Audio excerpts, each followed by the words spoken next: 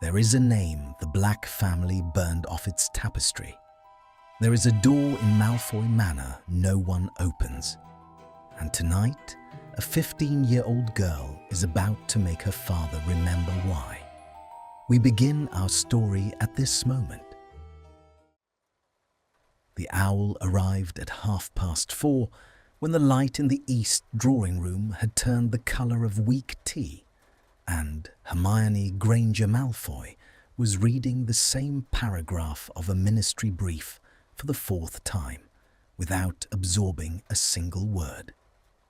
She knew before she broke the seal. There was a particular shade of parchment Hogwarts reserved for the letters one did not want to receive. A yellower stock, heavier, the wax stamped harder than usual, as though the sender had pressed their palm down to keep something from escaping. She had seen it twice before. Once, when Cassiopeia, aged 11, had hexed a portrait of Phineas Nigellus into temporary silence. Once, when, aged 13, she had corrected Professor Vector on a theorem in front of the entire 7th year and made the woman cry. Those letters had carried a note of exasperated admiration beneath the formality. Difficult child, brilliant child. Yours? This one was different. The handwriting was Minerva's, but it was Minerva's emergency hand. The letters slanting harder to the right, the ink pressed so deep into the parchment that the back of the page felt like braille beneath Hermione's fingertips. She read it twice. The first time her mind refused to hold the words in any meaningful order. Cauldron, 3 students, hospital wing, sent home, immediate, please understand we cannot keep.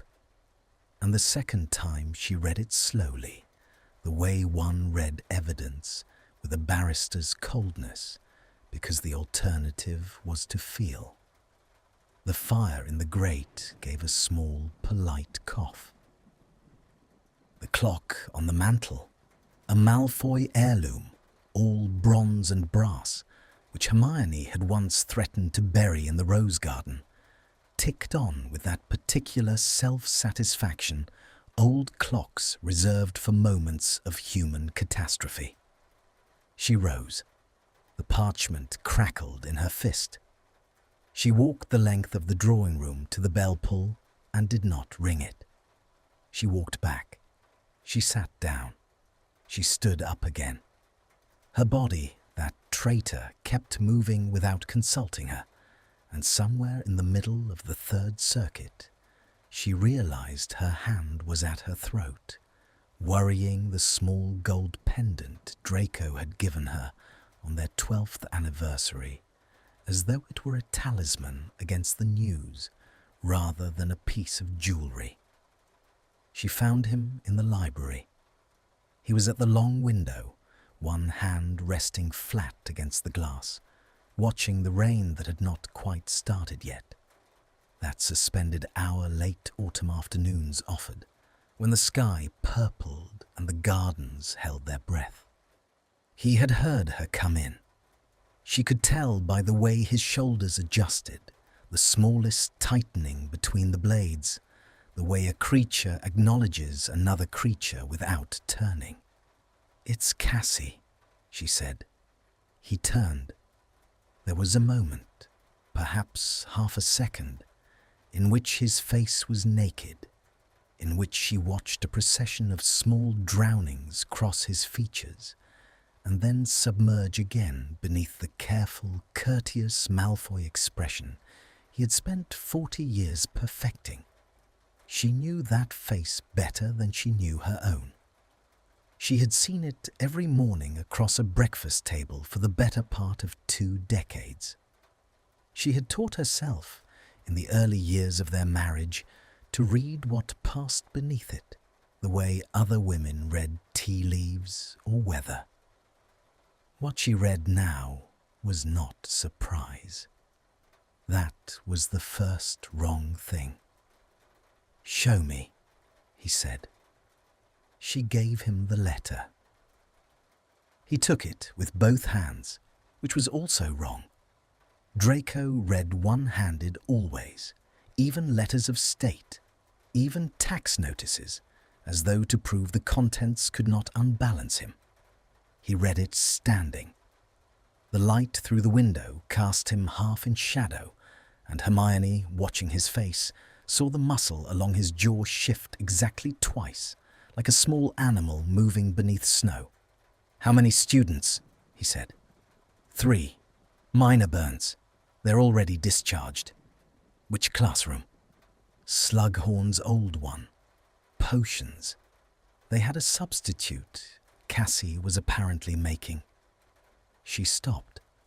Her own voice surprised her, the way it had gone thin and instructional, as though she were briefing a colleague at the Department for Magical Law Enforcement. She was making a calming draft. A boy said something. What did he say? I don't know yet. He folded the letter. He did not fold it neatly.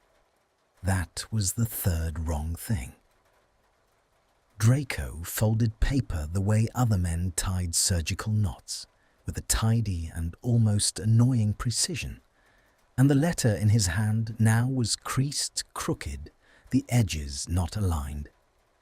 He placed it on the reading table beside him, as though he did not want to be touching it. "Draco, I'll fetch her. Draco, I said I'll fetch her." His voice was perfectly level. That was the fourth wrong thing, and the worst of them, because Draco's voice only went perfectly level when something had gone badly enough inside him that the alternative was for it to crack open in public. He had used that voice exactly twice in their marriage that she could recall. Once at his father's funeral, and once on the morning after the night Cassiopeia had been born premature, and they had not known for 41 minutes whether she would breathe. He moved past her toward the door, their sleeves brushed. He did not look at her. Stop. He did not stop. Draco. He stopped. He did not turn. He stood with one hand on the frame of the library door, his back to her, and she watched the long, lean line of him, the same line she had once, ridiculously, sketched in the margin of an arithmancy text in 6th year, and then scribbled over so violently she had torn through 3 pages. And she said very quietly, "What is it you're not saying?" The silence in the library acquired a weight. Outside, the rain that had been deciding finally decided. The first drops hit the leaded glass with the particular fine percussion of water-meeting old window. That brittle, almost musical tap she had loved about this house from the first week she had agreed, against every instinct she possessed, to live in it. He said, "I'll bring her home. We'll talk after." And then he was gone, and the door clicked shut behind him with a sound that was not loud, and yet seemed, in the empty library, to have a finality to it that Hermione did not understand, and was already, somewhere behind her sternum, afraid of. She sat down on the edge of the reading chair. She picked up the letter. She read it a 3rd time. There was nothing in it she had not already absorbed. A cauldron, a boy's mouth, 3 students, the phrase "we cannot keep her here at this time," which Minerva had clearly written and then attempted to soften by following it with, "until she is more comfortably herself," a kindness which only made the original sentence sharper. What kept her sitting was not the letter. What kept her sitting was the way Draco had not asked, "Is she all right?" He had asked which classroom. He had asked how many students. He had asked what the boy said. he had asked the questions of a man assembling evidence. He had not asked the question of a father. She put the letter down. She pressed the heels of her hands into her eyes until small green stars bloomed behind the lids. "Stop," she told herself. "Stop." He was startled. He is not good at startled. You knew that when you married him. But she was Hermione Granger Malfoy, and she had not made it through a war and a ministry career and 20 years inside Wiltshire's most haunted house by lying to herself about what she had seen. She had seen a man who was not surprised. It took Draco 11 minutes to walk from the library to the apparition point at the foot of the South Drive. He knew because he counted them. He had been counting things since he was 9 years old. Paces, breaths, the gaps between his father's footsteps on the parquet. And the habit had returned to him now with the dreadful familiarity of an old illness. The rain had thickened. It came at him sideways under the yews, and he did not raise an umbrella because the cold of it on his face was the only thing currently keeping him inside the shape of a man who could function. A boy said something.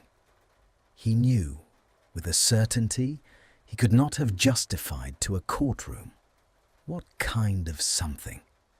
He had been a boy at Hogwarts once.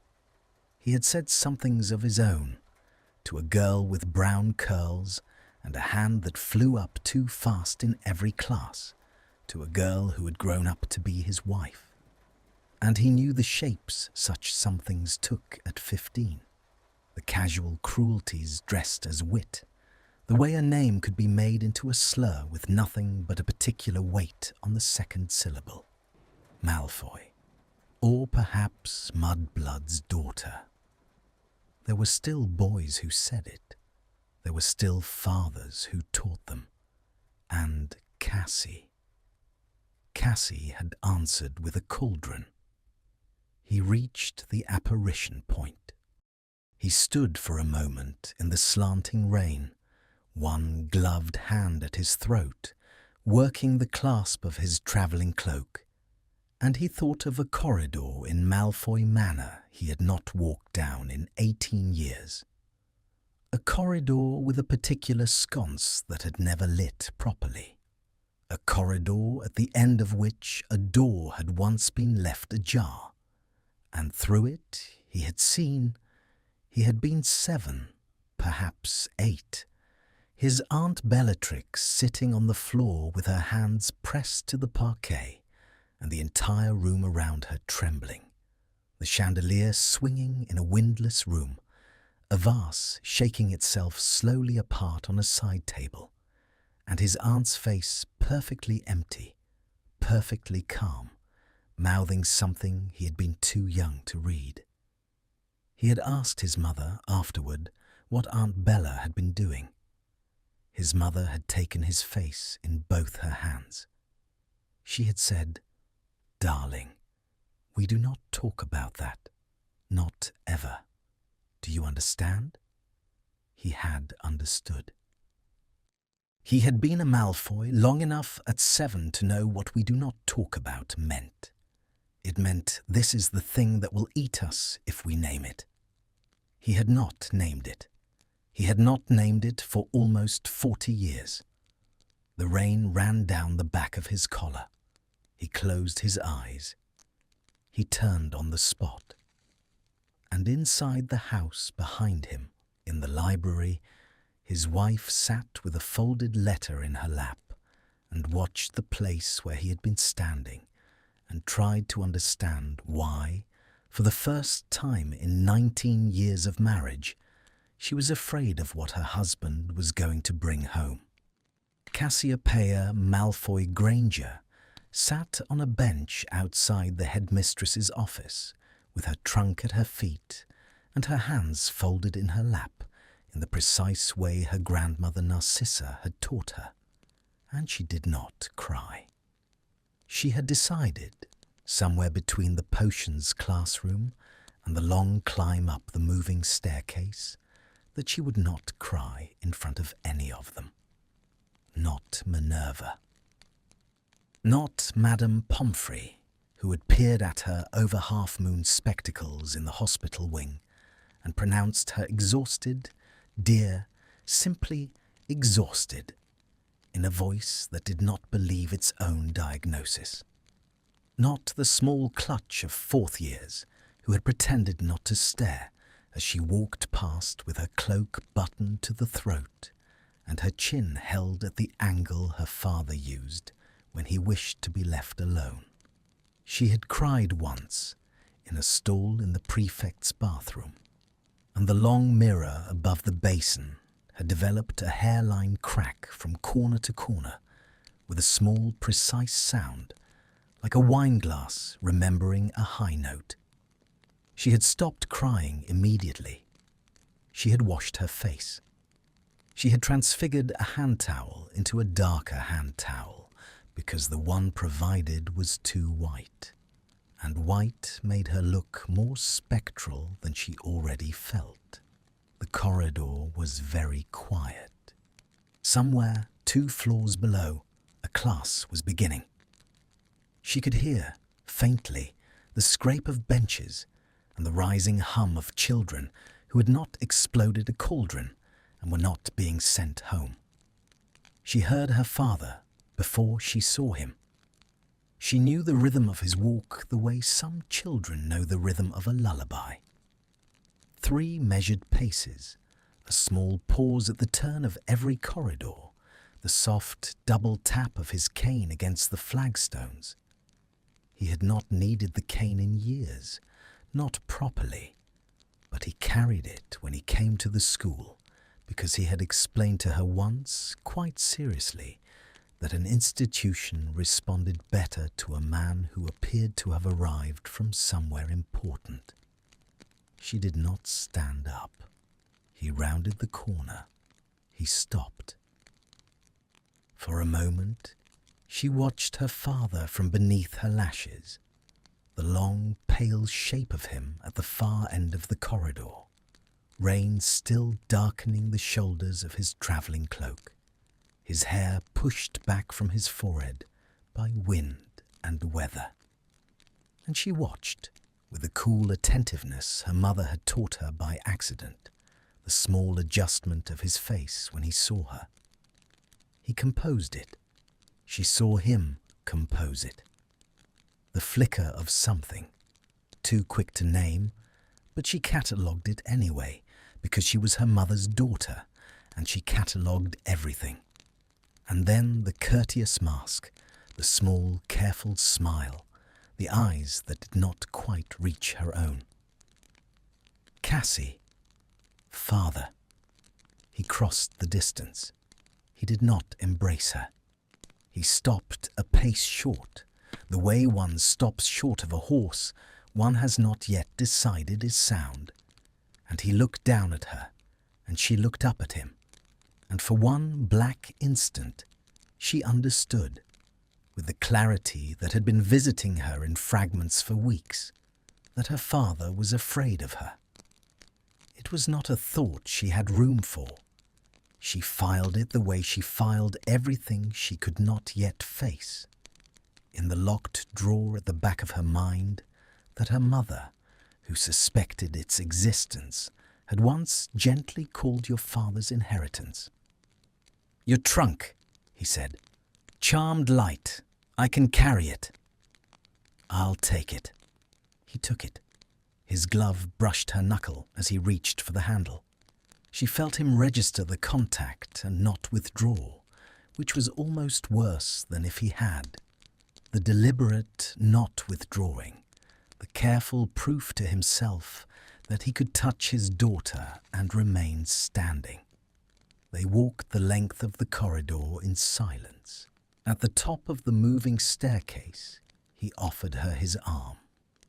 She took it because to refuse would have been to acknowledge that the offer had cost him something, and she was not yet prepared to acknowledge anything at all. The manor received them the way it always received her, with a slow, indrawn breath of warmth from the hearths, a brightening of the sconces along the entrance hall, the particular hush of a great house gathering itself around the returning of its young. Hermione was waiting in the vestibule. She did not run. Cassie loved her mother for many things, and had, over the course of 15 years, catalogued most of them. But she loved her in that moment specifically for not running, for standing very still beneath the chandelier with her hands clasped in front of her, and her face arranged into the steady, ordinary welcome of a mother whose daughter had simply come home a few weeks early. "Darling, Mum." Hermione opened her arms. Cassie went into them. She let herself, for 3 breaths, be smaller than she was. Let her forehead press into the place beneath her mother's collarbone, where she had pressed it at 4 and at 7 and at 11 on the eve of her first journey to Hogwarts. And she felt her mother's hand come up to the back of her head and stay there. Over her mother's shoulder, she watched her father. He stood in the doorway with her trunk at his feet and his cloak still on, and he watched the two of them embrace with the expression of a man watching something through a window in winter, present, excluded, not by them, by himself. He set down the trunk. He removed his gloves. He laid them on the console table with a precision that, to anyone but his wife and his daughter, would have looked like nothing at all. "I'll have Tippy bring tea to the small drawing room," he said. "Cassie, you'll want to change. Take an hour. We'll talk when you're ready." "Draco," Hermione began. "An hour," he said. He did not look at either of them. He walked the length of the entrance hall and through the door to the west corridor, and the door clicked shut behind him, and Cassie felt her mother's arms tighten around her by a fraction, and then, with deliberate softness, release. "Go on, love," Hermione said. "Hot bath. I had Tippy lay out the green jumper. Mum, an hour. We'll talk then." She climbed the stairs. She did not look back. She knew her mother had not moved from the vestibule, and she knew, with the same quiet clarity, that her mother would not move until she was out of sight, because her mother understood, had always understood, that there were small dignities one preserved for one's daughter, and the dignity of walking up a staircase without being watched was one of them. At the top of the staircase, she stopped. She listened. She heard, very faintly, the door to the west corridor open again. She heard her mother's footsteps cross the parquet, even and unhurried, and she heard the door close, and she stood with one hand on the banister and a small wild brightness behind her eyes. And the long gilt mirror at the head of the stairs gave a small sigh, as a piece of furniture might in a draught, and a thin silver line drew itself across the glass from the upper left corner to the lower right. Cassie looked at it. She did not cry. She walked very slowly to her room and closed the door behind her with both hands. In the small drawing room, Draco stood at the window with his back to the door and did not turn when his wife came in. "Sit down," Hermione said. "I'd rather stand." "Sit down, Draco." He sat. He sat in the green wingback by the fire, the one that had been his grandfather's, and he placed his hands flat on his knees, the way a man places his hands flat on a table when he wishes to demonstrate that he is unarmed. Hermione closed the door behind her. She did not sit. She walked to the hearth and stood with her back to the fire so that the light came at him from below. And she looked down at her husband of 19 years, and she said, "What is happening to our daughter?" "Hermione!" "What is happening to our daughter, Draco? Not in the school, in your head. What is happening in your head when you look at her?" He did not answer immediately. He looked at his hands. He turned his wedding ring once around his finger, a silver band, plain, narrower than was traditional for a Malfoy, because she had chosen it, and he had not let his mother talk him out of it. "I'm tired," he said. "I'm not... Let me think. Let me..." "You looked at her like she was a stranger." "I did not." "You looked at her like a stranger you were afraid of." The fire behind her snapped. A small green ember leapt from the grate and died on the marble of the hearth. He watched it die. He did not look up. "Hermione, tell me I'm wrong." "You're tired." "Tell me I'm wrong, Draco." He raised his eyes. There was something in them she had not seen in 19 years.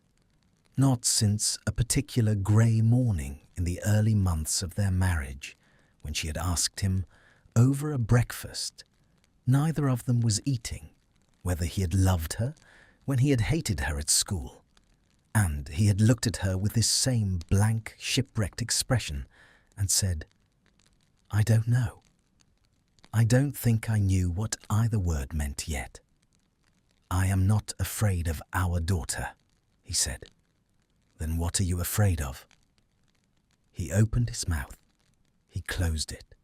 He stood. He crossed to the sideboard and poured himself a half measure of something amber from a decanter and did not drink it. He set it down. He turned, and the light from the window caught the side of his face, and Hermione saw that her husband's hand was shaking.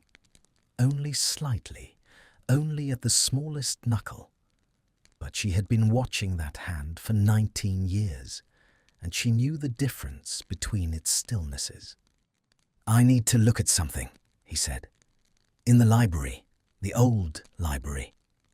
"Draco, I'll come up to her room within the hour. I swear to you. Give me the hour, Hermione." "You said an hour to her too." "I'll keep both." He moved toward the door. She did not stop him.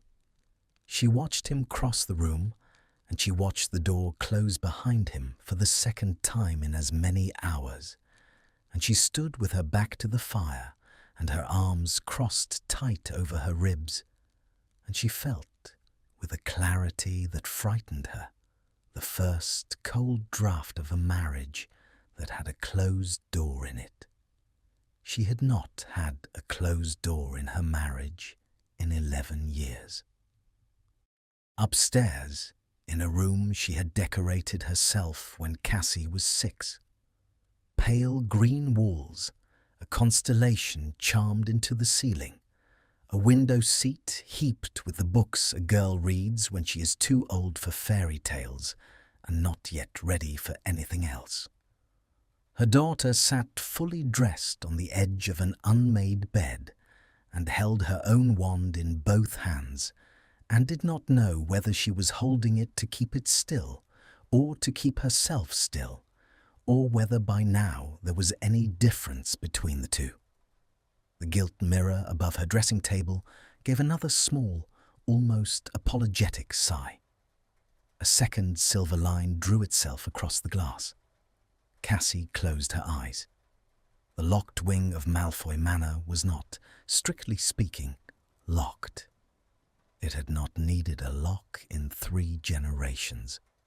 The wards that lay across the threshold were older than the lock would have been, older than the door, older perhaps than the wing itself. Small, patient enchantments laid down by Malfoy women who had understood, in the way wives of dangerous houses always understood, that certain rooms required not keys, but consent. A person who had no business in those rooms would find themselves very gently thinking of something else.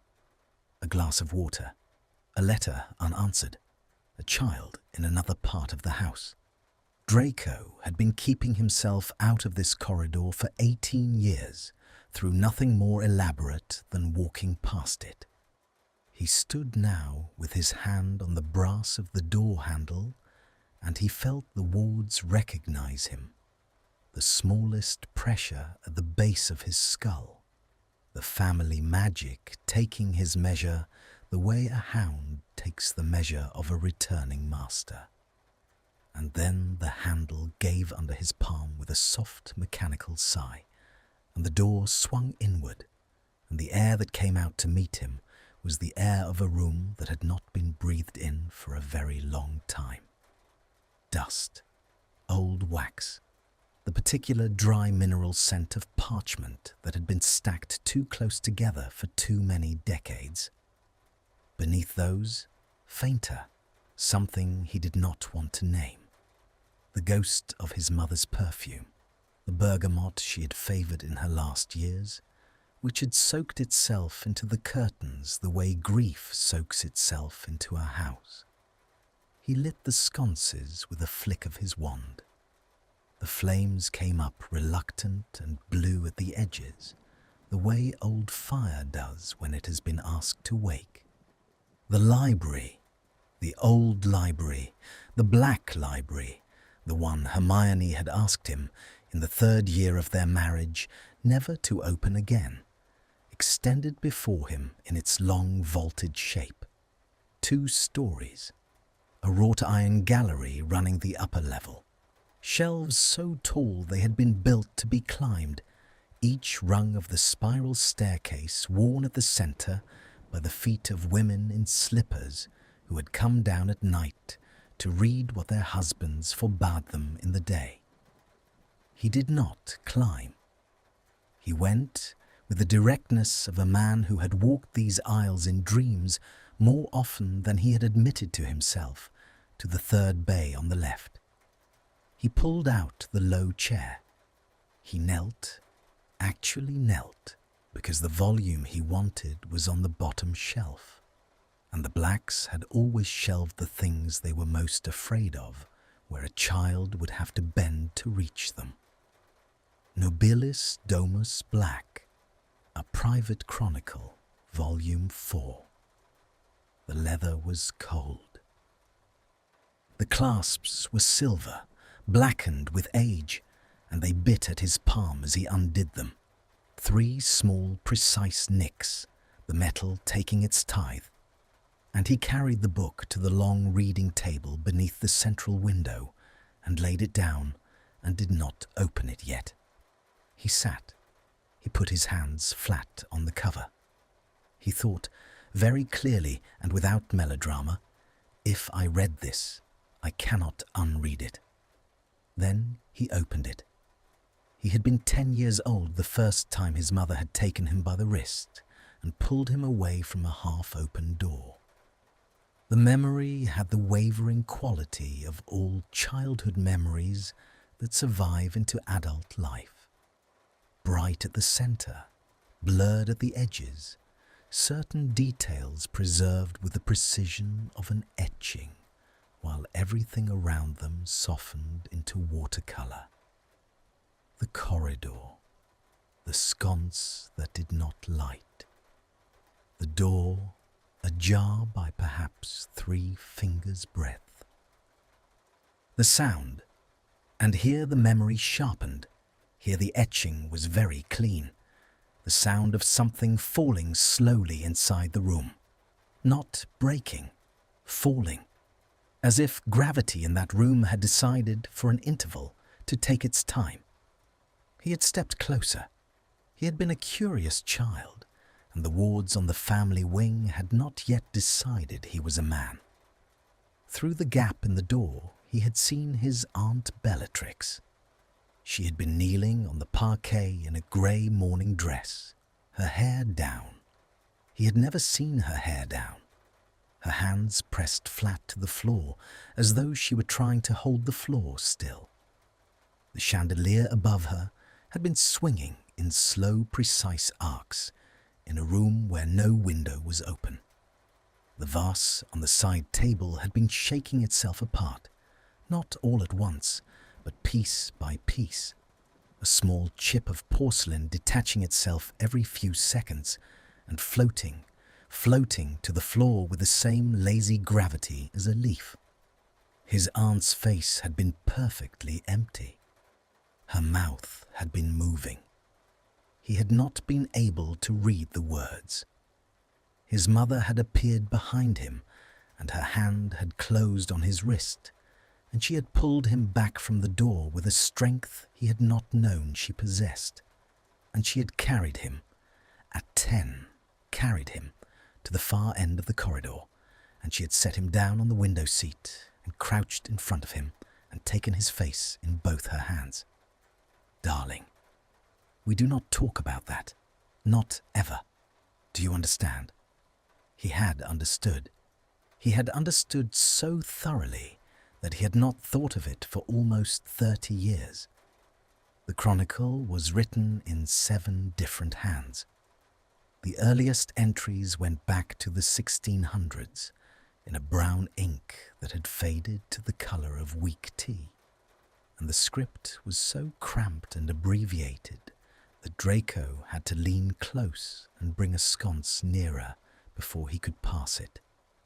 The later hands he recognized, his grandmother's, narrow and severe, his great-aunt Cassiopeia's, and here a small cold finger pressed into the back of his neck, because his daughter had been named for this woman. His daughter had been named for a black his mother had told him about exactly once, in a single quiet sentence in the rose garden the spring before she died. She was the brightest of us, darling, the brightest and the hardest to keep. He read. He read for an hour. He read about a black daughter in 1683 who had set fire to a wing of a French chateau in a single night of weeping over a marriage she had not consented to, and who had been taken to the country, which the chronicle clarified in a marginal note in a later hand, meant confined in the dower house at Asphodel Cross until she stopped. He read about a black aunt in 1791 whose magic had begun to leave her body without her permission. The chronicle's phrase was to depart without summons, and who had been attended by healers of the discreet sort, and had, after some months, quieted. The word quieted recurred. It recurred so often that Draco began to feel it on his skin. He read about his great-aunt Cassiopeia. She had been 15 years old when the symptoms began. She had cracked a window in the breakfast room when her father had announced her engagement. She had collapsed a section of the south terrace when she had been told she could not refuse. The healers of the discreet sort had been summoned. She had been attended. She had been quieted. There was, beneath the entry, a note in his grandmother's hand, which had clearly been added years later. We did not know then what we know now. There were other ways. We did not look for them. He read about his Aunt Bellatrix. The entries on Bellatrix had been written by his mother. He recognized the hand. He recognized the way the ink thickened at the ends of sentences where his mother had pressed too hard with the quill. The entries were short. They were dated. They described a girl of 14 who had begun, in the summer of her 4th year at Hogwarts, to be unable to keep her magic seated in her body. A flood looking for a riverbed, his mother had written. And Draco read that phrase and put down the book and stood up and walked to the window and stood with his hand pressed to the cold glass and his eyes closed. A flood looking for a riverbed. His aunt had eventually found one. The riverbed his aunt had found had been the Dark Lord. The riverbed his aunt had found had been a war and a department of mysteries, and a curse aimed at a girl on a manor drawing room floor. That drawing room floor, 3 corridors away from where he was standing now. A girl with brown curls and a mouth that did not stop screaming, and a name his aunt had carved into her skin with the precision of a woman who had finally, after 30 years, found something her magic could pour itself into without breaking. His daughter. His daughter's magic. He turned from the window. He went back to the table. He picked up the book. He read until dawn. Hermione found him there. She had not been able to sleep. She had sat in their bed for 2 hours with a cold cup of tea on the bedside table and a book she did not open. And then, at 4 in the morning, she had got up and pulled her dressing gown around her shoulders and walked the long route through the house, past Cassie's door, where she paused with her ear to the wood and heard the even breathing of a girl who had finally, mercifully slept. And down the west corridor and through the door her husband had told her on the 3rd week of their marriage that she never had to enter. He had not heard her come in. He was sitting at the long table with his shirt sleeves pushed to the elbow and his hair falling forward over his eyes and his hands flat on either side of an open book. And the dawn through the eastern window was the colour of pale ash, and he looked, in that light, like a man who had been emptied. She came up behind him. She did not touch him. She read over his shoulder. She read his mother's hand, a flood looking for a riverbed. She read his grandmother's hand. There were other ways. We did not look for them. She read 3 entries down a page that had been written in 1683, and 4 entries down a page that had been written in 1791. And she watched the small repeated word, quieted, quieted, quieted, and she understood, with the speed at which she had always understood things, what her husband had been doing in this room for the last 12 hours, and what he had been afraid of for the last 6 weeks, and what, perhaps, he had been afraid of since the night their daughter had been born, and they had named her, at his mother's whispered suggestion from a hospital bed, Cassiopeia. Something inside Hermione's chest closed. It closed quietly. It closed the way a door closes in a house where the people living in it are too tired to slam it. She stepped back. He felt her then. He must have, because his shoulders changed. And he turned, and his face, when he saw her, was the face of a man who had been caught reading his own death sentence and was trying, in real time, to compose it into something his wife could survive. "Hermione, how long have you known?" I don't know anything. How long have you suspected Draco?" He looked at her. The dawn was on his face. His eyes were the colour of the sky behind him, and she had loved those eyes for 19 years, and she could not, in this moment, remember the shape of the love. "Since the mirror in October," he said. She nodded once. She turned. She walked the length of the old library, past the shelves of books his family had used to quiet their daughters, past the chair his great-aunt Cassiopeia had perhaps sat in at 15 reading her own diagnosis. And she went out through the door, and she closed it behind her. And in the corridor beyond, she stood with her back to the wood and her hand pressed flat to her mouth, and she did not make a sound. Inside the library, Draco lowered his forehead to the open book. He did not weep. He stayed like that for a long time. The west wing of Malfoy Manor was the part of the house Cassiopeia loved best. She had loved it since she was 4 years old, and her father had carried her down its long carpeted gallery on his shoulders, ducking her head beneath the lintels with exaggerated ceremony, naming each portrait as they passed. That is your great-great-aunt Lyra, who married a Bulgarian and shocked everyone. That is your great-grandfather Abraxas, who is not to be spoken to. That is a man whose name we have forgotten, which serves him right. She had loved it, because in the West Wing the floorboards were old enough to speak, the parquet giving under her bare feet with small mouse-like creaks that her father had told her, with a perfectly straight face, were the floor saying good evening. She loved it less tonight.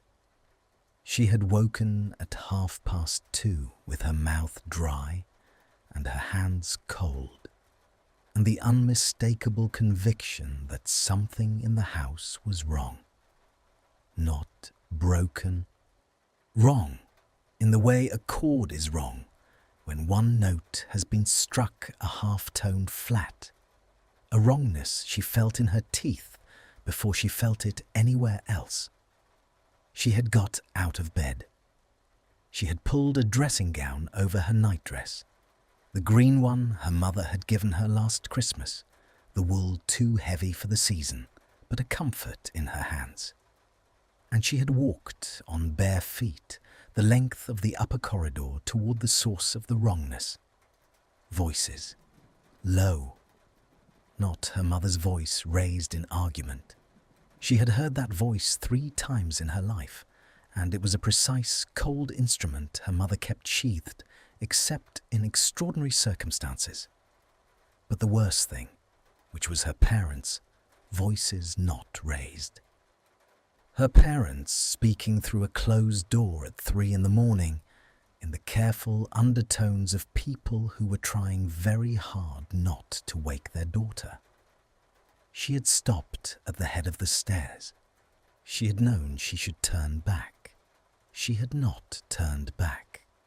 She had descended the staircase 3 steps at a time, her bare feet silent on the runner, and she had crossed the gallery and stopped outside the door of her father's study, and she had pressed her cheek to the cold wood, and she had listened. She had not meant to hear everything. She had heard enough. Bellatrix.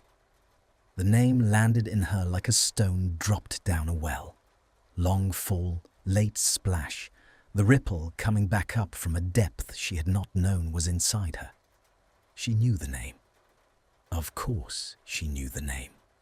Everyone in the wizarding world knew the name, and a daughter of this house knew it the way a daughter of a particular kind of family knows the name of the illness that has taken her aunts. Her mother's voice. Don't say that to me. Don't say that name to me in connection with our child. Her father's voice. Lower. The words too soft to catch. Only the rhythm, the slow, patient cadence of a man placing things one by one on a table for his wife to see. Her mother again. No. No, Draco. You are not allowed to look at her and see. A silence. Her father, very quietly. I know. Cassiopeia stepped back from the door. The corridor was cold. She had not noticed how cold. Her bare feet on the parquet, her hands at her sides, the dressing gown not quite closed across her chest. She could see her own breath, faintly, the way one sees it in church on a winter morning. She walked. She did not know where she was walking. She walked because she could not stand, and she could not stand because her ribs had become too small to hold whatever had begun, very quietly, to expand inside them. She walked along the gallery, past the portraits her father had named her, past her great-great-aunt Lyra, who had married a Bulgarian, past the man whose name they had forgotten. She walked into the long west corridor where the mirrors were. There were 7 of them. Her mother had hung them herself a year after the marriage, gilt-framed, oval, of the kind that had hung in the manor's west wing in the 18th century and had been removed by Draco's grandfather because he had not liked seeing himself in them. Hermione had found them in a storage room and rehung them with her own wand because Hermione Granger Malfoy did not believe in storing beautiful things in the dark. Cassiopeia stopped in the middle of the corridor. She looked at herself in the first mirror. A girl, 15, brown curls, her mother's curls untamed at this hour, her father's pale hand of genetics nowhere visible in them. Grey eyes, her father's eyes, the only piece of him she had inherited so completely that strangers in Diagon Alley sometimes stopped on the pavement to look at her twice. A mouth her grandmother Narcissa had once described, with the small, precise approval of a woman who had been beautiful, as fortunate. She looked at herself. She thought, Bellatrix. The mirror gave. It did not shatter. It did not even crack loudly. It simply released. A thin silver line drew itself diagonally from the upper left corner to the lower right, then a second line crossing the first, then a third and a fourth, the glass webbing itself into a fine lacework while she stood and watched with her hands hanging at her sides. The second mirror followed. The third. She did not move. The 7th mirror at the far end of the corridor was the last to go, and it went slowly, almost regretfully, the silver lines drawing themselves with a patience that suggested the mirror had been considering this for some time and had only now made up its mind. When it was done, she sat down on the parquet. She sat with her legs folded under her and her hands pressed flat to the cold wood, palms down, the way her Aunt Bellatrix had once sat on a manor parquet in a grey morning dress almost 40 years ago. Though Cassiopeia did not know that, had never been told that, and would not be told that for many years. And she whispered to no one, or to the parquet, or to the house, "I'm sorry, I'm sorry, I'm sorry." She did not know whom she was apologizing to. Perhaps the mirrors, perhaps her mother, perhaps her father, whose face, when he had come to fetch her at Hogwarts, had been a face she could not stop seeing when she closed her eyes. The small, composed half-step he had taken back from her at the bench, the moment in which he had recognized something in her and had not wanted to. "I'm sorry." Hermione found her at 3:20. She had been coming up from the kitchen with a cup of tea she did not intend to drink. She had spent the last 20 minutes in the kitchen with both hands flat on the wooden table, breathing, the way she had learned to breathe in the months after the war when ordinary rooms had been too small for her. And she had come up the back stairs and through the housekeeper's door and into the west corridor expecting it to be empty. She saw the mirrors first. She saw her daughter second. For a long moment she did not move.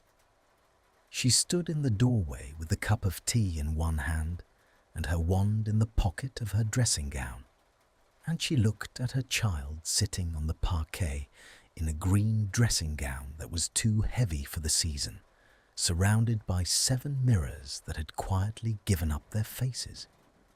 And she understood, with the clean simplicity that arrived in her at certain moments, examinations, war, childbirth, exactly what had to happen next.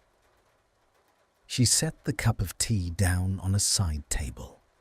She crossed the corridor. She did not speak. She lowered herself in the dressing gown and the slippers and the careful slowness of a woman who had not knelt on a hard floor in some years, until she was sitting cross-legged on the parquet directly opposite her daughter. She did not touch her, not yet. She placed her own hands flat on the floor in front of her, palms down, and she waited. After a long time, Cassiopeia raised her eyes. "I broke them," she said. "I see. I didn't mean to. I know, my love. Mum, Cassie, look at me." The girl looked. Her eyes were the colour of her father's eyes, and the expression in them was not her father's expression. It was something rawer, something the careful Malfoy composure had not yet been laid down over, and Hermione looked at her daughter and felt in a place far beneath the part of her that was a mother, the protective, bright fury of a woman who had once duelled Death Eaters in a ministry corridor at the age of 17. "You did not break anything that matters," she said. "Do you understand me? Glass is glass. We have a house full of glass. We will have a house full of glass tomorrow morning, and we will have a house full of glass next year. What you are is not glass." "Mum, you don't." "I am not finished, Cassiopeia." Her daughter went quiet. Hermione almost smiled. Almost. The small tightening at the corner of her mouth that had been Cassie's earliest cue since babyhood that her mother was about to say something she meant. And she leaned forward, and she took her daughter's cold hands in her own, and she held them. "You heard us." "Yes." "How much?" "Enough." Hermione closed her eyes. She opened them. "Your father is afraid," she said. "He's afraid because he loves you, and because he has seen things, old things, family things. And he is doing the worst possible thing a frightened man can do, which is trying to think his way out of it alone in a locked library. That is what your father is doing. He is not afraid of you. He's afraid for you. There is a difference, and one day when you are older and have loved someone who is afraid, you will understand it, and you will perhaps forgive him for it. Tonight, you do not have to forgive him for anything. Tonight, you only have to know that he loves you. Do you know that?" A long silence. "I don't know," Cassiopeia said. It was the truest sentence she had ever spoken in her life, and her mother received it the way a mother receives such sentences, with no flinch, no correction, no instructional softening, and only nodded once, slowly, and tightened her hands around her daughter's hands. "Then we will fix that," Hermione said. "Tomorrow. Tonight you will come to bed with me, in my bed, and your father can sleep in his study, which is what he gets for being a fool. Come." She stood. She drew her daughter up with her. At the doorway, Cassie paused. She looked back once at the corridor of broken mirrors, 7 webbed faces of glass catching the moonlight in 7 different patterns, and her mother, behind her, did not turn her around or hurry her on. Her mother stood with her hand at the small of her daughter's back and waited. "Mum," Cassie said. Am I her?" Hermione did not pretend not to understand the question. "No," she said. "You are her great niece. You are also the daughter of a man who chose against everything she chose, and the daughter of a woman who once stood in front of her with her hand on her wand and did not look away. You are made of better choices than she ever made. Walk." They walked. Behind them, in the corridor, the seventh mirror gave a small final sigh, and a last fine line drew itself across its face, and then was still. In the study at the other end of the house, Draco Malfoy sat at his desk with both hands fisted in his hair, and did not yet know that his wife had decided, in a corridor of broken mirrors, that he had until morning to find his way back to them. He came to her at dawn. Hermione had not slept. Her daughter had, finally, miraculously, the way a child sleeps when an adult has taken the weight of a thing off her shoulders and laid it down somewhere out of sight.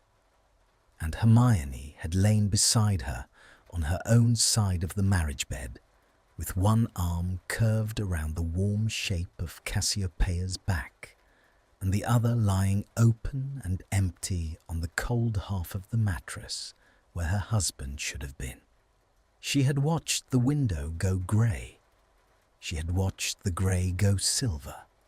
She had watched the silver acquire the first thin coppery thread of an autumn sunrise, and she had heard, somewhere in the depths of the house, the small, precise sound of her husband's footsteps coming up the back stairs. He stopped outside the bedroom door. She knew he was there. She knew it the way she had always known it. The small change in the pressure of the house, the recognition her body made of his even through walls. And she waited, with her arm around her daughter, to see whether he would knock. He did not knock. He stood there for a long time.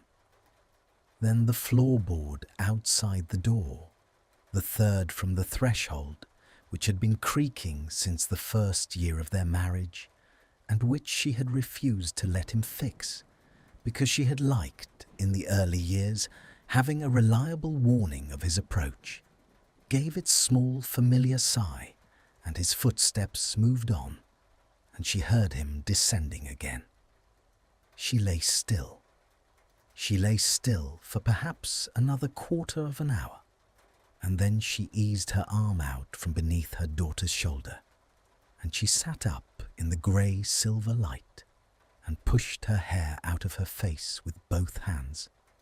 And she rose, and she pulled her dressing gown around her, and she went to find her husband. He was not in the study. He was not in the small drawing room, or the breakfast room, or the long gallery where she half expected to find him standing at a window, the way he stood at windows when there was nothing left in him for chairs. He was in the conservatory. It was the last place she would have looked.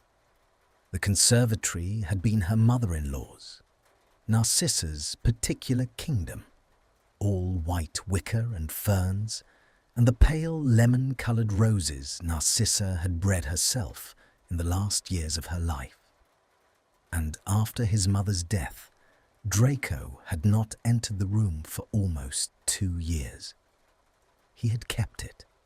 He had kept everything in it. He had not been able to bear setting foot in it. He was sitting on the wicker bench beneath the largest of the lemon roses, with his elbows on his knees, and his hands hanging open between them. And the morning light through the south-facing glass was the colour of weak honey, and he looked like a man who had walked a long way to find a room to sit down in. She came in. He did not look up. She crossed the tiled floor and sat down on the bench beside him. Not close. A hand's breadth of wicker between them. Close enough that the cold of the autumn morning had begun, faintly, to leave her by virtue of his nearness. Even now, even after the night they had passed, his body still warmed the air around it in a way her body recognized. For a long time, neither of them spoke. The roses were not quite in season. The lemon roses bloomed twice a year, once in late spring, and once, perversely, in the first weeks of November, and there was one open bud above their heads that was giving off the faint, dry citrus scent that had been the scent of his mother's last summer. "Talk to me," she said. He drew a breath. He let it out. "I don't know how to start," he said. "Start in the middle. Start anywhere. Start with what you read." "Hermione." "Draco." Her voice was very gentle.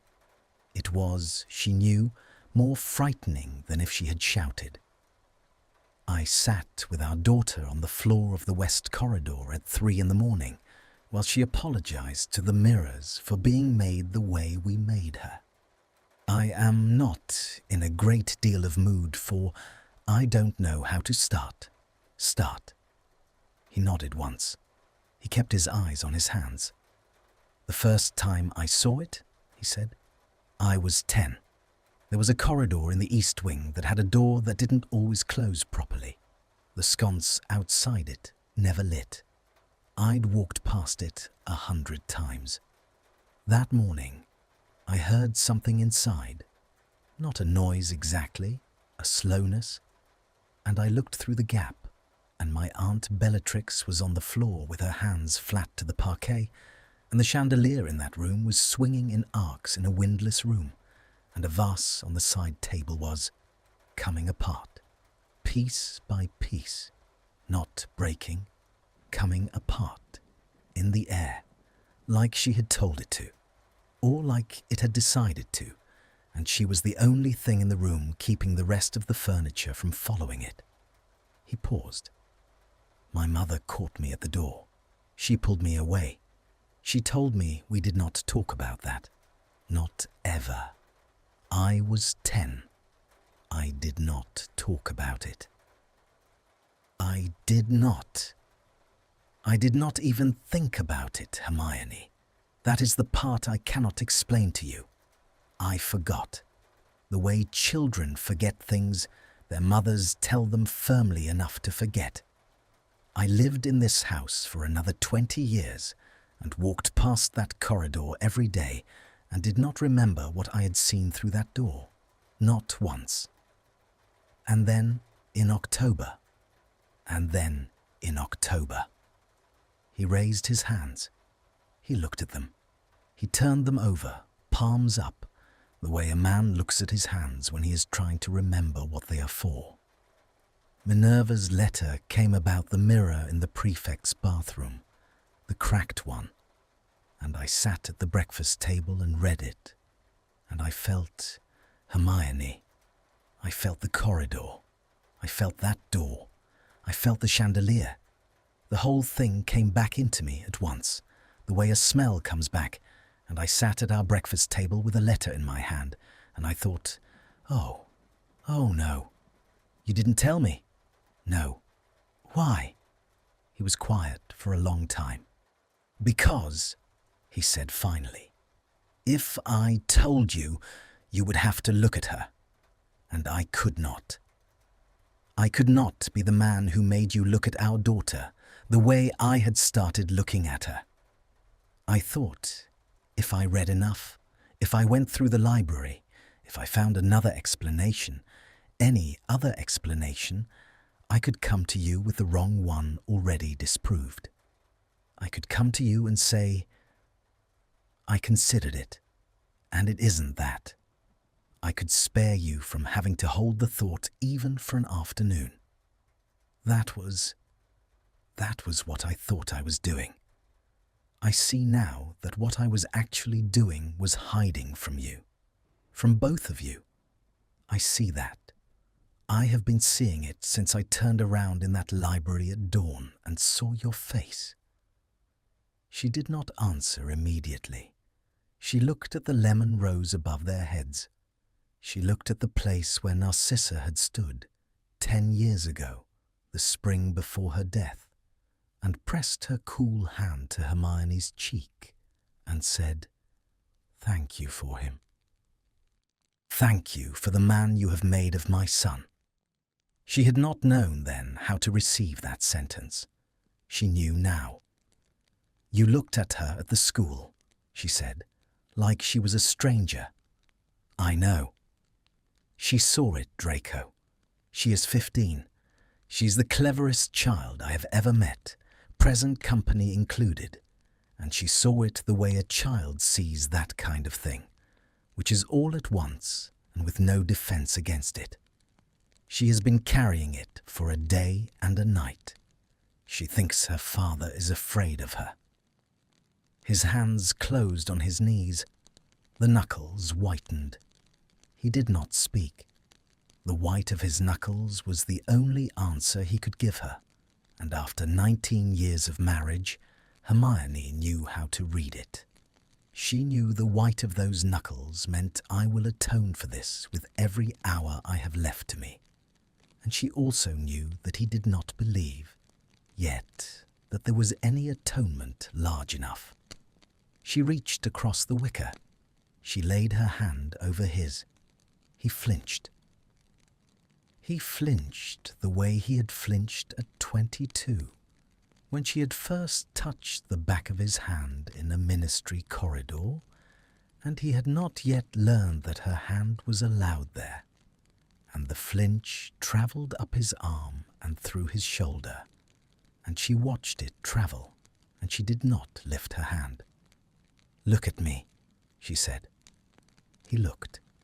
His eyes were grey and red-rimmed, and there was a small muscle ticking at the corner of his jaw, and she looked into the face of her husband of 19 years, and she said, "I am not going to leave you over this." He drew a breath as though she had hit him. "I want you to hear that," she said. "I want you to hear it before you say another word, because I have watched you for 2 months convincing yourself that this is the thing that finally proves I should not have married you. And I want it on the record between us, here in your mother's roses, that it is not. Do you understand me? I am not leaving. I am angry with you. I am going to be angry with you for some time. I am angry that you did not tell me. I am angry that you let our daughter see your fear before she saw your resolve.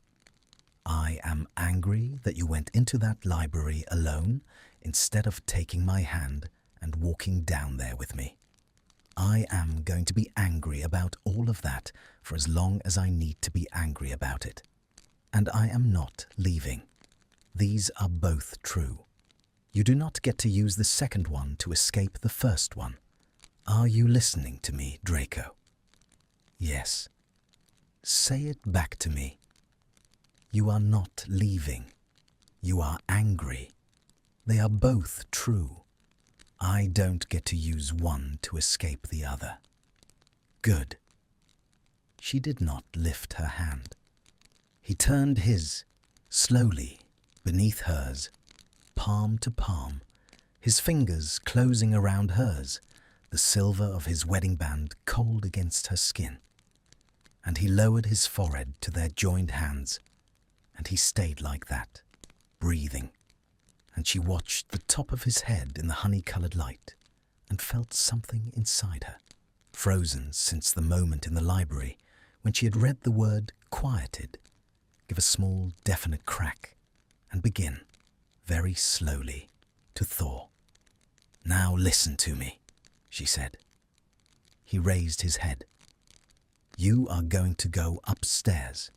You are going to go to my bedroom where our daughter is sleeping, and you are going to sit in the chair beside the bed, and you are going to be there when she wakes up. You are not going to make a speech. You are not going to apologize in elaborate sentences. You are going to be the thing she sees when she opens her eyes. And you are going to be looking at her the way you looked at her the morning she was born, when you held her in the crook of your arm in that hospital bed, and you said her name 3 times as though you were trying to learn it. Do you remember how you looked at her then? Yes. That is the only face I want you wearing in her presence from this morning onward. Are we clear? Yes. Go." He stood. He hesitated at the door of the conservatory. He turned back. The morning light caught the side of his face, and she saw that he had not shaved, that his shirt was the shirt he had been wearing yesterday, that there was a smudge of dust from the old library along the cuff. And she loved him in that moment with the particular love that comes back into a marriage after a long, cold week. The love that is not the first love, but a colder and more durable thing, hammered into a different shape. Hermione. Thank you. Don't thank me yet. We have a great deal of work ahead of us. Go and sit by our daughter. He went. She stayed on the wicker bench beneath her mother-in-law's roses, alone, with her hands folded in her lap, and after a long moment she allowed herself, for the first time since the owl had come on a wet afternoon 2 days ago, to close her eyes and let the breath she had been holding go out of her in one long, uneven exhalation. Above her, the single open lemon rose released its small dry scent into the air, and the house, somewhere in its old stone bones, seemed to settle by a fraction, as houses settle when the people inside them have at last begun to face the same direction. Cassiopeia opened her eyes to a room she had not woken up in since she was 9 years old. For a moment she did not understand what she was looking at. The ceiling was the wrong ceiling. The light through the curtains was coming from the wrong side. There was a particular scent in the air, bergamot and old paper and the faint, clean undertone of her mother's hair, that belonged to a room she had not slept in years, and her body recognized it before her mind did, and she pressed her face into the pillow and breathed it in before she remembered why she was here. Then she remembered the mirrors, the corridor, her mother on the parquet opposite her with both hands flat to the floor. She kept her face in the pillow. She was not, she found, ready to be a person yet. She wanted another minute of being a small, warm shape under a heavy quilt with the smell of her mother's pillow against her cheek. She wanted to be 8. She wanted to be 6. She wanted to be the age at which her father had carried her on his shoulders through the West Gallery and named the portraits. And the worst thing in her life had been the man whose name they had forgotten. A chair creaked very softly somewhere to her left. She went still. She knew the sound of that chair. It was the wing chair beside her mother's side of the bed, the green one, the one her grandmother Narcissa had given them as a wedding gift, the one her father sat in when he could not sleep and wanted to read without disturbing her mother. She had crawled into that chair more times than she could count. She knew its particular small protest under a body's weight the way she knew her own heartbeat. She kept her face in the pillow. She thought, if I do not look, he is not there. If I do not look, I do not have to know yet which face he is wearing. The chair creaked again. A throat cleared, very softly, her father's throat. Cassie. She did not move. Cassie, I know you're awake. You stopped breathing like a sleeper about a minute ago. You used to do the same thing when you were 4 and pretending not to have heard us call you down to supper. A small, involuntary breath escaped her. Not quite a laugh, but the ghost of one. And she felt her own mouth twitch against the pillow and was furious with it for twitching, because she had not decided yet whether she was going to forgive him, and her mouth had no business making decisions ahead of her. I'm not getting up, she said into the pillow. You don't have to.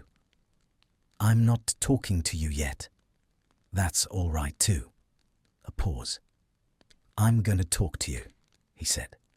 "You don't have to talk back. You can keep your face in that pillow as long as you like. I have nowhere to be.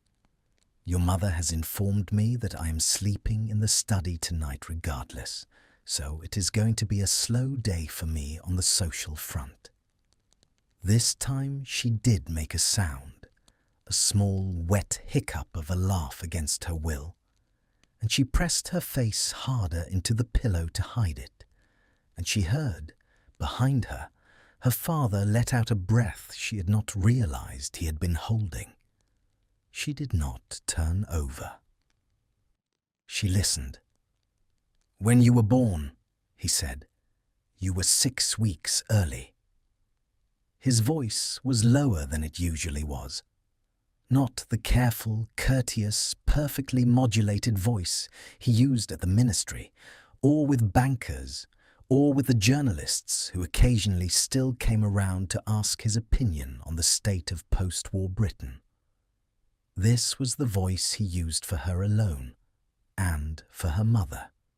The voice that had read her the tales of Beadle the Bard in 7 different accents when she was 5. The voice that had explained the rules of wizard's chess to her when she was 7. The voice that had told her, when she was 11, and weeping the night before her Hogwarts letter, that being clever was not a curse no matter what the boys at school decided about it. She kept her face in the pillow. She listened. "You were very small. You were so small that the healers at St. Mungo's did not know whether you would breathe. They told us they would do everything they could, but that we should prepare, was the word they used. I remember thinking it was an obscene word, prepare, as though there were any preparation possible. Your mother had lost a great deal of blood. They had taken her into another room. They had given me you in a blanket because they needed both hands for her, and they had said, 'Mr. Malfoy, hold your daughter,' and they had gone out and closed the door and left me in a small room with a small piece of person who weighed less than a loaf of bread, and who they had told me might not breathe." A pause. "I sat down in a chair by the window. I held you up to the light. I looked at your face. You have always had your mother's mouth. I looked at your mother's mouth on a face the size of my palm, and I thought, if you breathe, I will be a different man. I will be a man who deserves to have been given this. I do not know how I will do it, but I will do it." And then you opened your eyes. You opened your eyes and you looked at me. They were not yet the color they are now. They were the dark gray all babies have. You looked at me for perhaps 3 seconds, and then you closed them again, and you breathed, and you went on breathing, and I sat in that chair until your mother woke up 2 hours later, and I did not put you down. I did not put you down, even when the healer came in and said I could put you down. I kept holding you because I had made you a promise, and I did not yet know how to begin keeping it, and the only thing I could think to do was not put you down. She had turned over. She had not realized she had turned over. She was lying on her side now, facing him, with the quilt pulled up to her chin and her eyes open, and her father in the green wing chair beside the bed, with his hands loose between his knees and his shirt rumpled and his hair falling forward over his forehead. And he was looking at her with the face he had worn the morning she was born. She knew he was. She had not been there to see it. But her mother had described it to her in pieces over 15 years. The way he had held her, the way he had looked at her, the way he had not put her down. And she had imagined that face so many times that she recognized it now, on her father, in the daylight, the way one recognizes a place from a photograph one has stared at for years. "Cassie," he said, "I'm listening. I have been afraid for 2 months. I know. I was not afraid of you." She did not answer. "I want you to hear that. I want you to hear it, because I know what my face has been doing. I know what it did at the school. I know I took a half step back from you on that bench, and you saw me take it. I have been awake all night thinking about that half step. I was not afraid of you. I was afraid of something I saw a long time ago, in this house, when I was a child. And I was afraid that the same thing was going to take you the way it took someone else. And Cassie, I made the worst possible mistake a father can make. I let you see my fear before I let you see what I was going to do about it. That is on me. That is mine. I am telling you, so that you know it is mine and not yours. You did not put that face on me. I put that face on me. Do you hear that? Yes. Say it back. You were afraid. You weren't afraid of me. You were afraid of something else. And you put the face on yourself. I didn't put it there. Yes. She was crying. She had not realized she was crying. The tears were running sideways across the bridge of her nose and into the pillow, and her father was watching them go, and he was not flinching, and there was no mirror in the room to Fisher. "Come here," he said. She got out of the bed. She got out of the bed the way she had got out of beds when she was small, quilt trailing, hair a wreck, the dressing gown half off one shoulder. And she climbed into her father's lap in the wing chair the way she had not climbed into his lap in 3 years, since she had decided at 12 that she was too old, and she put her face in the place beneath his collarbone where her mother had put her face yesterday, and her father wrapped both arms around her and rested his chin on the top of her head and closed his eyes. He did not speak. She did not speak. They stayed like that for a long time. Hermione watched them from the doorway. She had come up the stairs intending to bring her husband a cup of tea, because she had decided in the conservatory that a man who had not slept in 24 hours and was about to be a father in earnest required tea, and she had stopped at the threshold of her own bedroom with the cup in her hand and looked in and seen what was happening in the wing chair. She did not enter. She stood in the doorway with the cup of tea cooling slowly in her hand and watched her husband hold their daughter, and she watched their daughter let herself be held. And she thought, with the particular clarity that arrives sometimes in the middle of a marriage, the clarity that has nothing to do with words, this is what I married him for. This, right here. This is the man I knew was somewhere inside the boy. This is what I waited for. She set the cup of tea down on the hall table. She went back downstairs. She had work to do. In the small library, the working library, the one she had made her own, with its long oak table and its stacked journals and its blackboard along one wall. She lit the lamps and pulled down 3 volumes from the upper shelf and laid them open on the table and stood with her hands flat on the wood and looked down at them. Magical Theory of Containment by Sophronia Wilkes. On the Channeling of Inherited Power by an anonymous 19th century author who had clearly been a woman and almost as clearly been a black. Foundations of Wandless Practice by Phileas Flitwick. She had been collecting these books for 6 weeks. She had not told her husband. She had ordered them through the ministry library and through 3 private booksellers in Edinburgh and Prague, and a small shop in Diagon Alley that did not advertise its existence. And she had read them in the evenings after her husband had gone to bed, and she had been waiting, without admitting to herself that she had been waiting, for the moment at which she would be able to lay them out on a table and say to him, "We are not going to do what your family did. We are going to do something else, and we are going to do it together." The moment had arrived.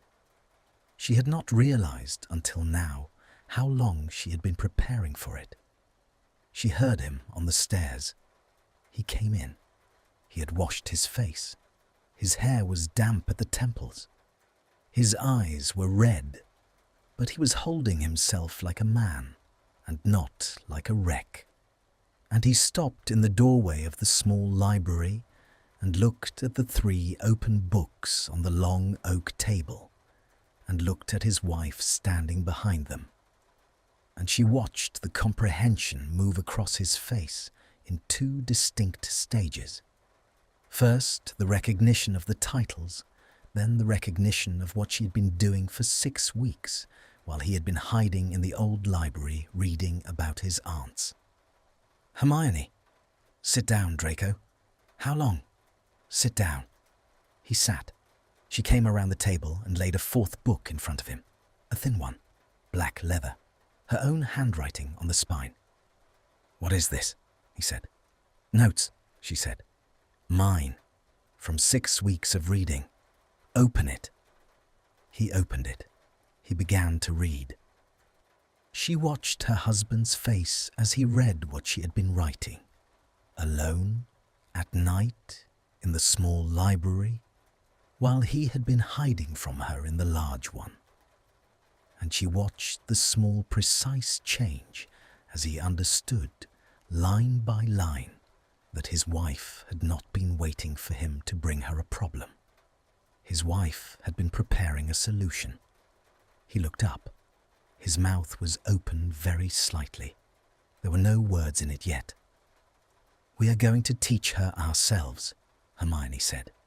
"You and I, starting tomorrow, in this room, with these books, with whatever else we need. We are not sending her to any healer of any sort. We are not quieting anybody. Are we clear?"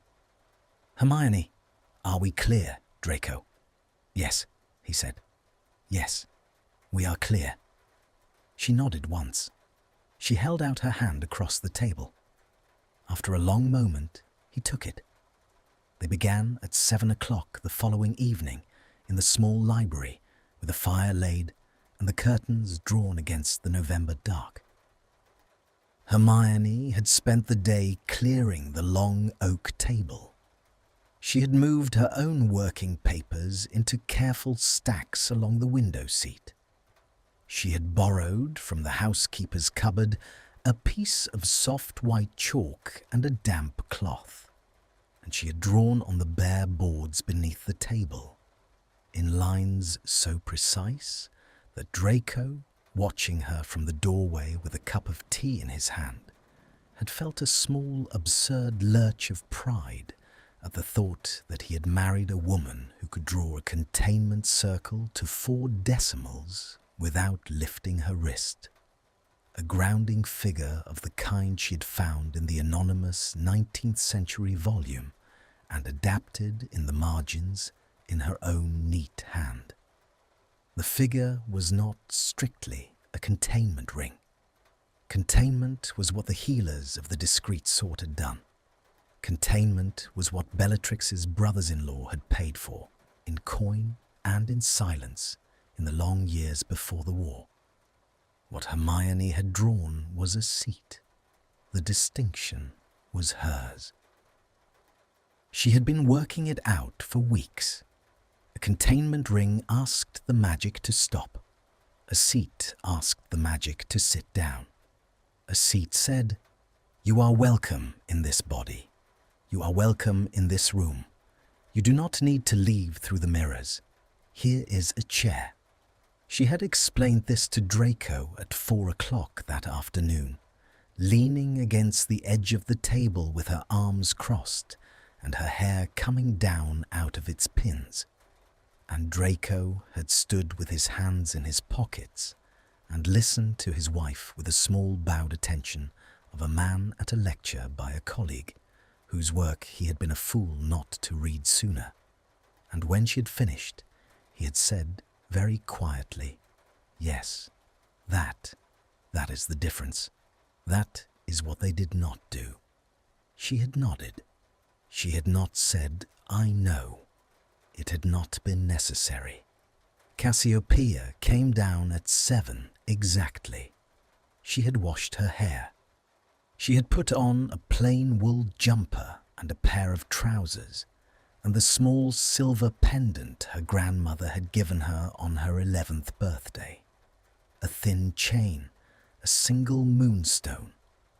And she came into the small library with both hands in her pockets and a particular wary brightness in her face that her mother recognized with a small private pang as the brightness of a girl who had decided to be brave and was waiting to find out whether bravery would be required of her. "Sit," Hermione said. "Anywhere you like. The chair by the fire is warmest." Cassie sat by the fire. Draco was standing at the window. He had been standing there for 10 minutes. His hands were behind his back, and his shoulders were set in the particular way Hermione had learned over 19 years, meant I am about to do something I am afraid I will do badly. She crossed the room. She stopped beside him. She did not touch him. She did not need to.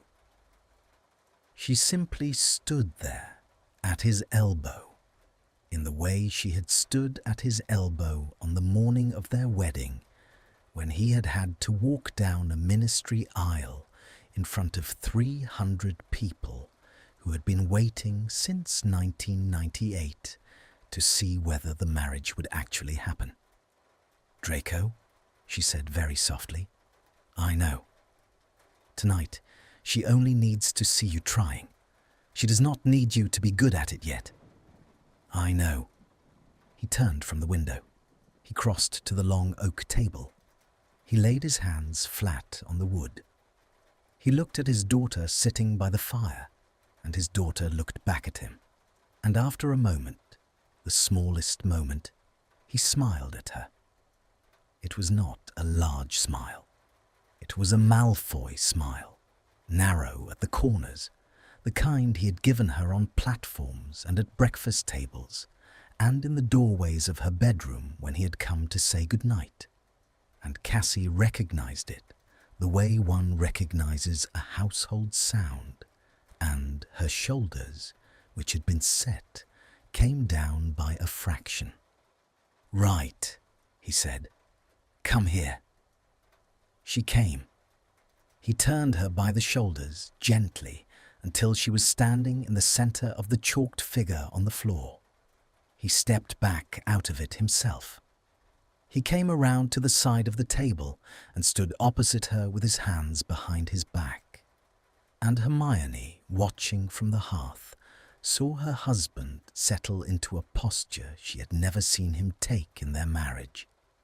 The long, straight stance of a man teaching, the slight inclination of the head, a stillness in the shoulders she recognized, after a moment, as the stillness Narcissa had used to wear when she had been instructing one of the house elves in the proper laying of a table. He had inherited it. He had not known he had inherited it. "The first thing," he said, "is breath, not your wand. Your wand is going to come later. The first thing, the only thing for tonight, is breath. Are you listening, Cassie?" "Yes." "Good. Drop your shoulders. Lower than that. Lower. Yes. Now imagine. No, don't close your eyes. Keep them open. Imagine that there is a stone at the base of your spine. A round one. A river stone. Warm. Imagine that the stone is the thing your magic is going to come and rest against, and that your job, your only job tonight, is to give the stone the weight to hold it. You do that by breathing into it, into the stone, not into your chest, into the place at the base of your spine where the stone is. Do you understand? I think so. Try. She tried. Hermione, by the hearth, watched her daughter's face, the small, concentrating frown, the slight working of the muscles at the corner of the mouth, and watched her husband watch their daughter, and watched the particular precise gentleness in his face that she had not seen there since Cassie was very small, and she thought, oh, he has done this before. He has done this for himself. This is how he survived being his father's son. She had never asked him. She had never needed to. She watched him teach their daughter the breathing forms his mother had taught him in this house 30 years ago. And she understood, with the small, clean clarity that had been arriving in her at intervals for 2 days now, that her husband had been carrying these techniques inside him since boyhood, that the old black disciplines had not been only instruments of containment, but also, in private, quietly, the methods by which certain black children had survived their own families, and that he was now, for the first time in his life, using them not to keep his magic inside himself, but to teach his daughter how to keep hers inside herself without being ashamed of having it. Again, he said. Cassie breathed again. Slower. She breathed slower. Now, he said, imagine that the stone has a small warmth of its own, not from you, its own warmth. You are not pouring anything into it. You are only sitting beside it, listening to it, letting it be warm next to you. A long silence. The fire in the grate gave its small, comfortable mutter. The chalk lines on the parquet caught the light at their edges and seemed faintly to glow, though Hermione, watching, could not have said whether this was the seat figure responding or only her own tired eyes giving her what they thought she wanted. Cassiopeia's shoulders dropped another half-inch. The candles on the mantel lengthened. Not all of them. The two nearest the figure on the floor, long beeswax tapers in the Malfoy silver, drew themselves up by perhaps a finger's breadth, their flames steadying into perfect upright cones, the small wavering quality going out of them as though someone had asked them, politely, to stand straight. Hermione's breath caught. Draco did not move. He did not lift his eyes from his daughter's face. He said in exactly the same level voice, "Good. That's it. That's the stone. Stay there. Don't try to do anything else. Just stay beside the stone." Cassie stayed. The candles stayed. A small clock on the mantel ticked through 1 minute, then 2. Hermione realized after the 3rd that she had stopped breathing herself, and she let her breath out very slowly through her nose so as not to disturb the room. After perhaps 5 minutes, Draco said, "All right, now let go. Slowly. Don't push it away, just step back from it, the way you step back from a campfire when you have finished warming your hands." Cassiopeia stepped back. The candles very slowly came down. The flames softened. They returned to their ordinary small wavering. The chalk lines on the parquet, if they had been glowing at all, settled into ordinary chalk, and the room was again only a library at 7:30 on a November evening, with 3 people in it, and a fire on the grate. Cassie opened her eyes. She had not realized she had closed them. She looked at her father. Her father looked at her. "That," he said, "was a great deal better than I did at 15. "You did this at 15. "I did this at 9. My mother taught me. I was not a willing student. You are a much better one." A small, startled sound came out of Cassie. Laughter, half a laugh, the laugh of a girl who had not laughed properly in 6 weeks. And she covered her mouth with both hands and looked at her father over her fingertips, and her eyes were full of tears. But they were not the tears the mirrors knew. They worked for an hour and a half. Hermione joined in toward the end. She crossed from the hearth to the table and laid her hand on the chalk figure on the floor and made, with 3 small adjustments of her wand, a refinement Draco had not seen in any of the books. A small auxiliary line that turned the seat from a static figure into something that breathed with the person standing inside it. And Draco, watching his wife do this, made a soft sound that was not quite a word. The sound a craftsman makes when he sees another craftsman do a thing he himself has been trying to do for years. "Where did you learn that?" he said. "I didn't. I made it up this afternoon." "Hermione." "What?" "You are alarming." "I am aware." "Cassie, try it again with a new line in." Cassie tried it again. The candles this time did not lengthen. The chalk lines did not glow. Nothing visible happened at all. And yet all 3 of them, standing in the small library at 9 o'clock on a November evening, felt the room settle, the way a house settles after a long day, the way a tired animal settles when it has finally found the right place on the rug. Cassie exhaled. "I felt it," she said. "I felt there was a place to put it. I felt where to put it." "Yes," Hermione said. "It didn't go anywhere." "No, it just stayed. With me. It just stayed." "Yes, my love." Cassiopeia sat down very suddenly on the edge of the table. Hermione, who had been watching for this, was beside her in a moment with one hand at the small of her back. Draco came around the table from the other side and took his daughter's face in both his hands and tilted it up to the light and looked at her. And the look he gave her was the look Hermione had told him 2 mornings ago in the conservatory to wear in their daughter's presence from now on. And he wore it now without effort and without performance, because it had become, somewhere between the conservatory and this library, simply the shape his face made when he looked at his child. "Bed," he said. "I'm not. Bed, Cassie. We do this again tomorrow. We do it every night. We do it for as long as it takes. You do not have to do all of it tonight. Bed." She nodded. She slid off the table.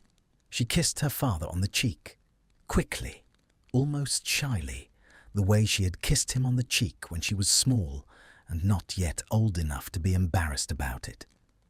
And she crossed the library and stopped at the door and turned back. "Mum. Will you come up in a bit?" "In 10 minutes." "Good." She went out. The door closed softly behind her, and her footsteps went up the stairs, and Hermione and Draco stood on either side of the long oak table in the small library and looked at each other across the chalked figure on the floor, and neither of them, for a moment, could find anything to say. Then Draco came around the table.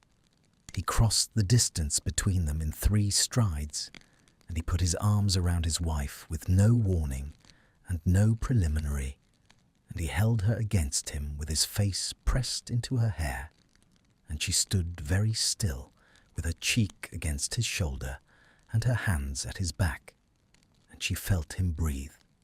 3 long, uneven breaths, the breaths of a man who had not been breathing properly in weeks, and she closed her eyes and let herself finally be held.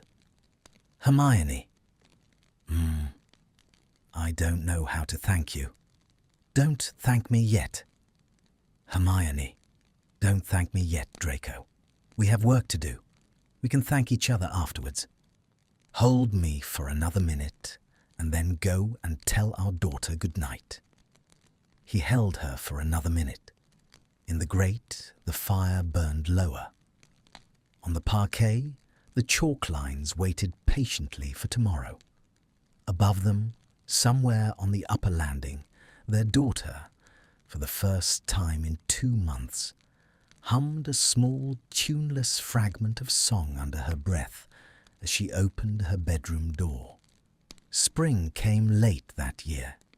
It had been a hard winter at Wiltshire. The east lawn had frozen into iron by the 2nd week of December and had not properly let go of itself until the end of March. And through the long, pale months, Malfoy Manor had become, by quiet collective agreement, a house that turned its rooms inward. Fires in every grate, the curtains drawn at 4 in the afternoon, the small library lit every evening at 7 and 3 pairs of footsteps converging on it from 3 different parts of the house. They had worked every night. They had worked through the holidays, when the Potters and the Weasleys had come for the Christmas dinner. Hermione refused, on principle, to forgo. And Cassiopeia had sat between Rose Weasley and Lily Potter at the long table and laughed at something Harry said, and had not made the chandelier sway by so much as a fraction of an inch.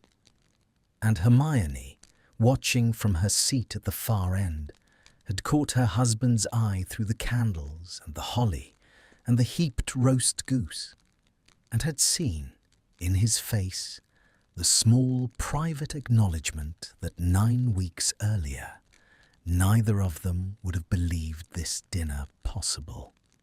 They had worked through January when Cassie had refused, on a Wednesday, to come down from her room, and Hermione had climbed the stairs and sat against her daughter's bedroom door for 40 minutes and not asked her to open it, and Draco had eventually come up with a tray and set it on the floor at his wife's feet without a word and gone back downstairs.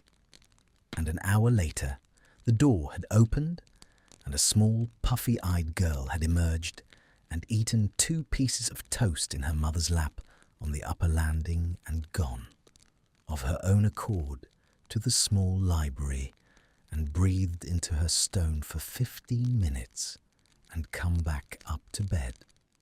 They had worked through February when McGonagall had written to ask whether Cassiopeia might be ready to return after Easter, and Draco had read the letter at the breakfast table and pushed it across to his wife without comment. And Hermione had read it twice and folded it once and set it down and said, "Easter is too soon." And Draco had nodded and said, "I agree." And that had been the entire conversation. They had worked through March when Cassie, on a clear, cold afternoon in the East Garden, had been startled by a fox breaking cover at her feet and had laughed. A real laugh, the laugh of a girl, not the small, managed laugh of a recovering girl. And the frozen puddle at the edge of the path had cracked from edge to edge with the small, clean sound of intentional ice breaking on a forge. And Cassie had stopped laughing and looked at her mother in pure horror. And Hermione had walked over and looked at the puddle and looked at her daughter and said, "Darling, that was ice in March. That is what ice does. We are not going to interrogate every cracked thing in this house for the rest of our lives. Come and help me with the hellebores." And Cassie had gone with her and helped her with the hellebores. And that night in the small library, she had seated her magic with the unconscious ease of a girl combing out her hair before bed. Easter came. They did not send her back at Easter. The day after Easter Sunday, bright, very early, the lawns silvered with the last dew of winter, Draco and Hermione walked down to the east terrace at sunrise with their daughter between them, and they did the thing they had decided to do. And they did it without ceremony because Hermione had said, "No ceremony. Draco, this is not a christening." And Draco had said, "Yes, I take your point, but it has to be at sunrise." And Hermione had said, "Fine, sunrise, but no speech." And Draco had said no speech. And so what they did at sunrise on the east terrace, all three of them in their travelling cloaks against the chill, was very simple. Draco took from his pocket a small flat box. He opened it. Inside was a silver chain, very fine, and a small focusing piece. A single moonstone in an old setting his great-grandmother Lyra had worn at her wedding, which his mother had given him on his 18th birthday with the instruction to keep it for whichever of your children needs it most, and which he had kept in a velvet-lined drawer for 22 years without understanding, until 2 months ago, what kind of need she had meant. He had had the chain remade. He had had the setting cleaned.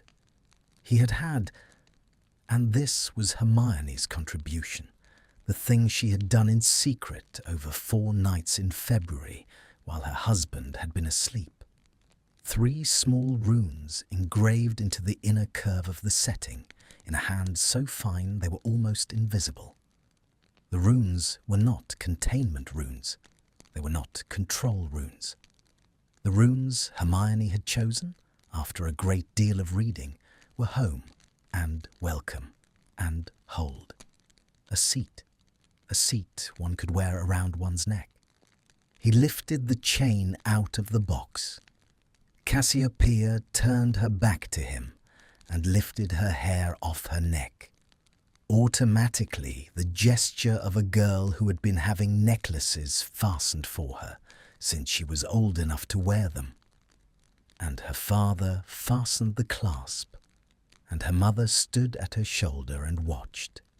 And the first light of the sun came over the long hedge of the east garden and caught the moonstone and lit it from inside for a single instant, the way moonstones sometimes do when they are first put on by the person they were chosen for.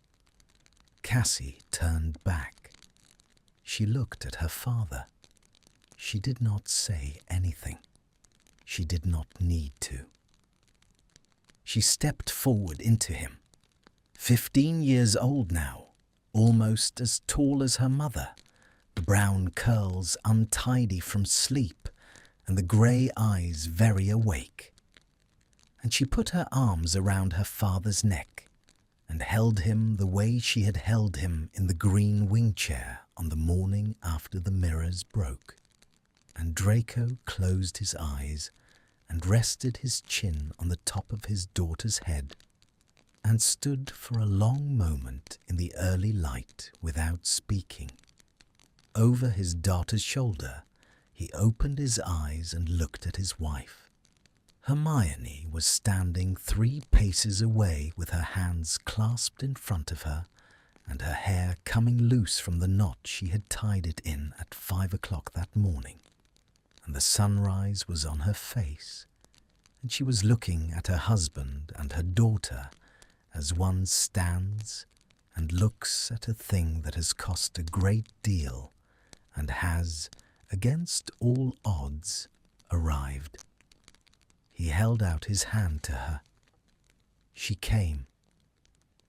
She stepped into the small, warm shape of her husband and her daughter on the east terrace, and she put one arm around her child and laid the other hand against the back of her husband's neck. And the three of them stood like that for the time it took the sun to clear the hedge, and none of them, afterwards, could have said how long it had been. A week later, on a Thursday evening, Hermione sat alone in the small library with a book in her lap that she was not reading. Cassie had returned to Hogwarts that morning. The departure had been calm. There had been no tears at the platform, or rather, there had been, but they had been ordinary tears, the tears of a girl going back to school after a long absence, the tears one cries because one's friends are waiting, and one is glad and frightened at the same time. Hermione had hugged her daughter once and not held on for too long. Draco had kissed her on the forehead and not held on at all.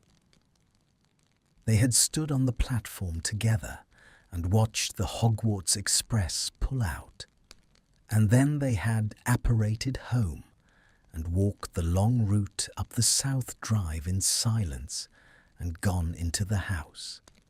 And Hermione had spent the day pretending to work on a ministry brief and had given up at 6 o'clock and come into the small library and taken down the first book her hand had found and sat in the armchair by the fire to read it. She had not turned a page in 20 minutes.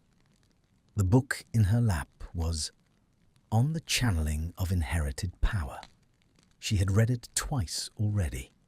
She had been holding it open at the same page for so long that the parchment had grown warm under her hand. A piece of paper slid out of it. She had not put a piece of paper in it. She knew the contents of this book the way she knew the contents of her own wardrobe, and there had been no folded paper in it last Thursday when she had last picked it up. She unfolded the paper. It was folded once.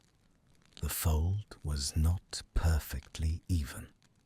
The paper was a torn half-sheet of the cream stock Draco used for personal correspondence, and on it, in his exact narrow hand, the hand she had been reading on margins and shopping lists and birthday cards for 19 years, were 3 words: "Thank you. Always." She looked at the paper for a long time. She heard him in the corridor. The third floorboard from the doorway gave its small, familiar sigh. She did not look up. He came in. He stopped just inside the door. He had clearly come in expecting to find the library empty.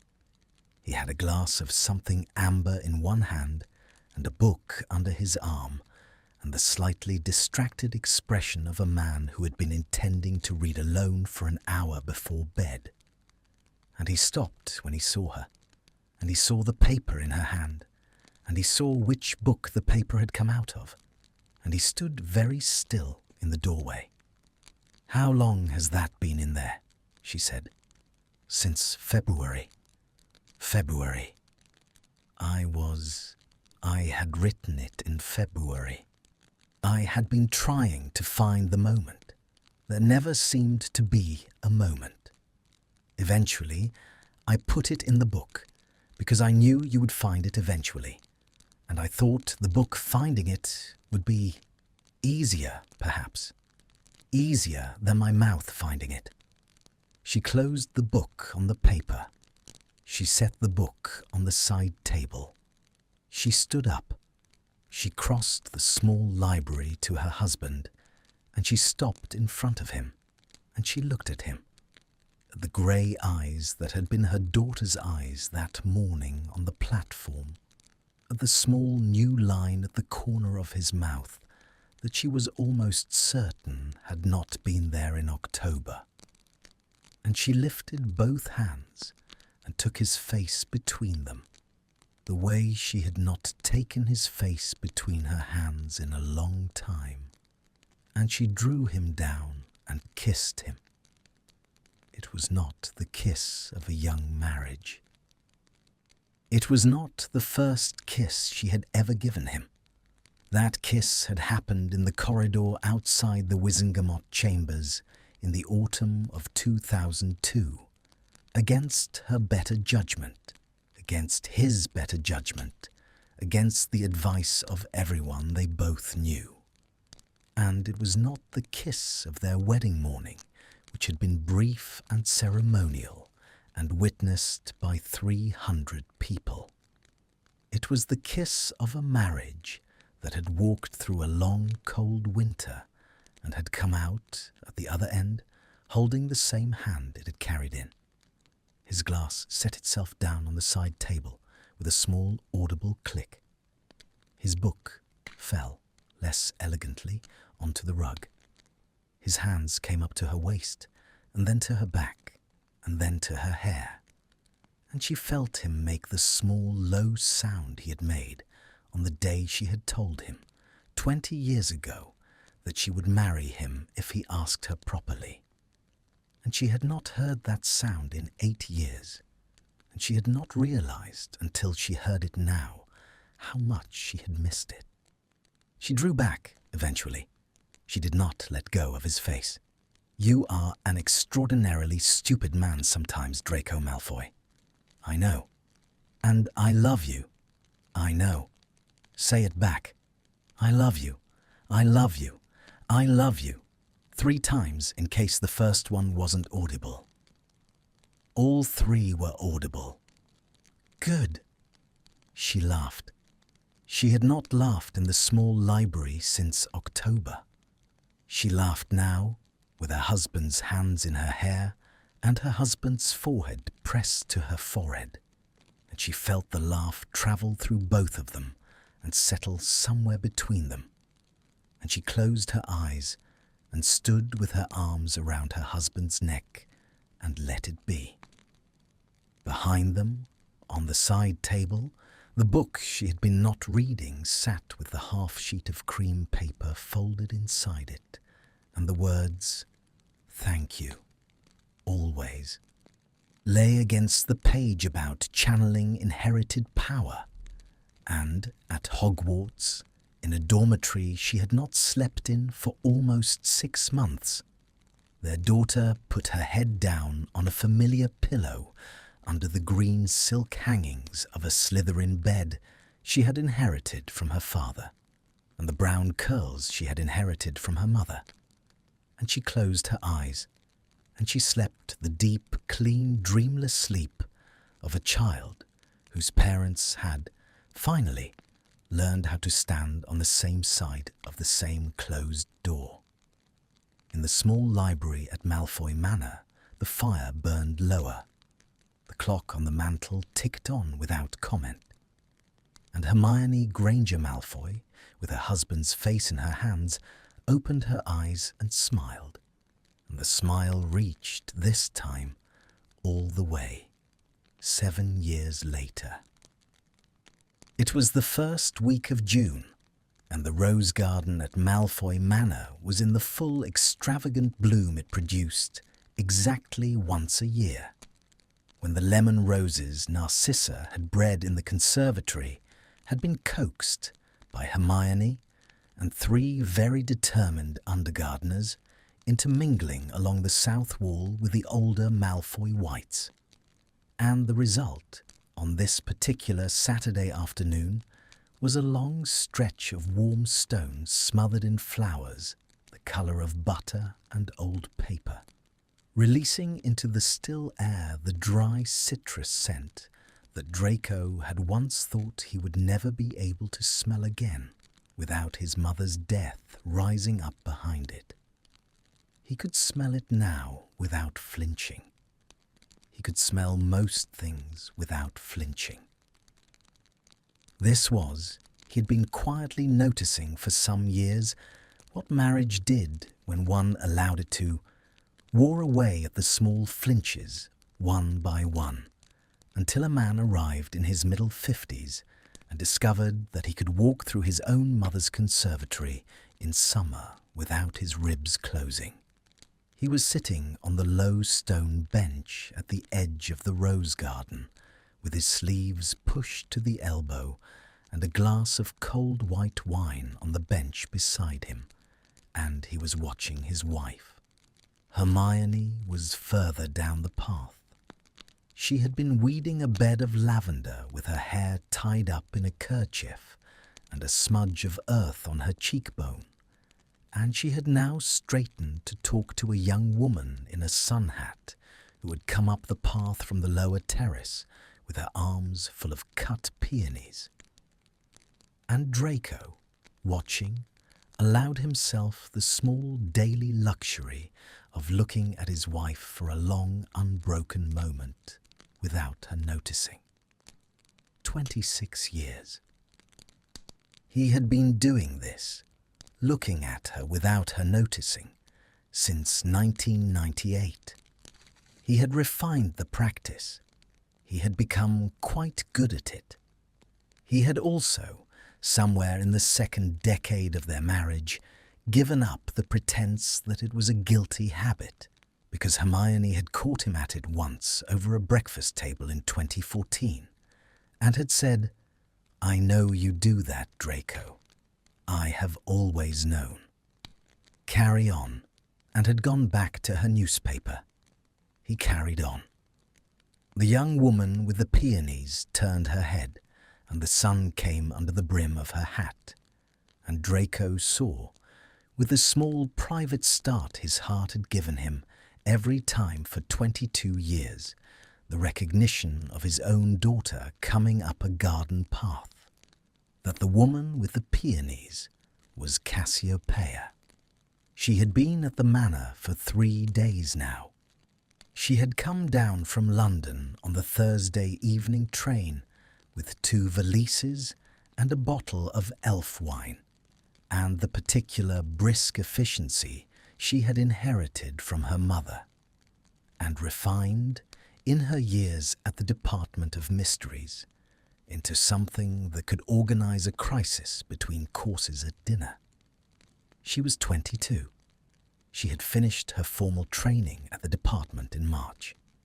She had, 4 weeks ago, accepted, to the loud delight of her father and the quieter, prouder satisfaction of her mother, a research position attached to the Unspeakable's Wand Theoretic Division, where she was already at her grandmother's account and, to nobody's surprise, terrifying her superiors.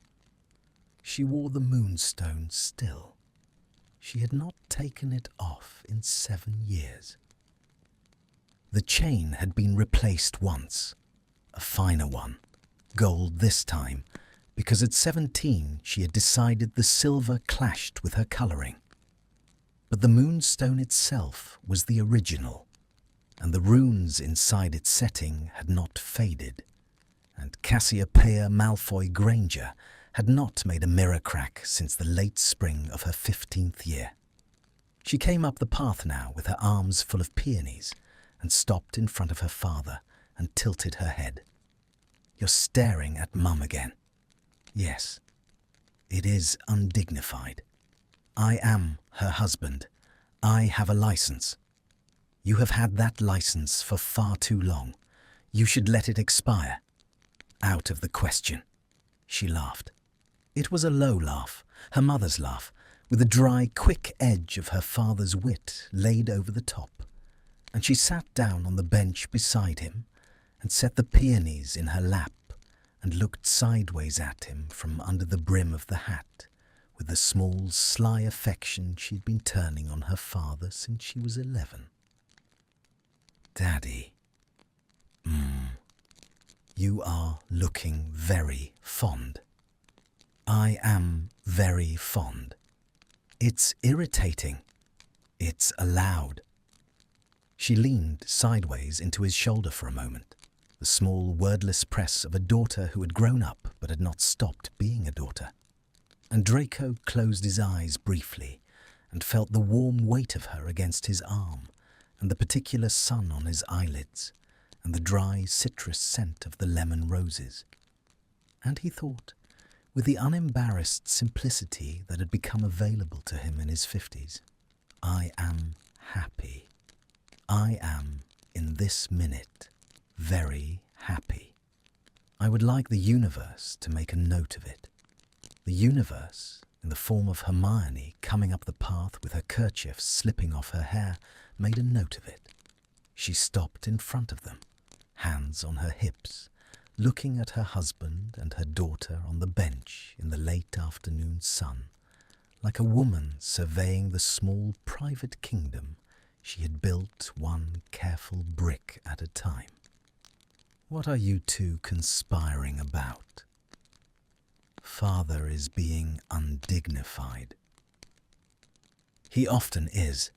About what specifically? You. Ah. She came around the bench. She sat down on the other side of her husband, so that he was between them, his wife on his left and his daughter on his right, the peonies in his daughter's lap, and his wife's hand finding his on the warm stone. And she leaned her shoulder against his, and closed her eyes, and tipped her face up to the sun. Scorpius will be down at 6, she said. Don't forget. I haven't forgotten. He's bringing the girl. He's bringing the girl, yes. Be civil. I am always civil. Be warmly civil, Draco. He likes her. He has not brought anyone to dinner here in 2 years. Be the kind of civil that does not make a 23-year-old boy regret introducing his girlfriend to his father. I shall be the warmest civil. I shall be ostentatiously warm. Do not be ostentatious. Be normal. Normal warmth. Understood. Cassiopeia laughed into the peonies. Hermione opened her eyes. She looked sideways at her husband, and her husband looked back, and the look they exchanged across 26 years, and 1 daughter and 1 son, and several small private wars, and 1 long cold winter in a house full of mirrors, was the look of 2 people who had, against considerable historical odds, made the thing they had set out to make. He raised her hand to his mouth. He kissed her knuckles. He did it without ceremony, the way a man kisses his wife's knuckles after 26 years, which is to say with absolute attention and no fuss at all. I love you, he said, quietly, to her alone. I know, she said. She turned her hand. She laid her palm against his cheek for a moment, the way she had laid her palm against his cheek on the morning 7 years ago in the small library when he had brought her the note that said, "Thank you, always." And he turned his head and kissed the inside of her wrist, and she let her hand fall, and they sat in the sun. Somewhere in the house behind them, a clock chimed the half-hour. Somewhere in the lower terrace, a peacock. Lucius had kept peacocks, and Hermione had hated them on principle for 12 years, and then inexplicably surrendered, and the manor had peacocks again, gave its single absurd cry. Somewhere on the road from the village, in a small hired carriage, their son Scorpius was bringing home a young woman.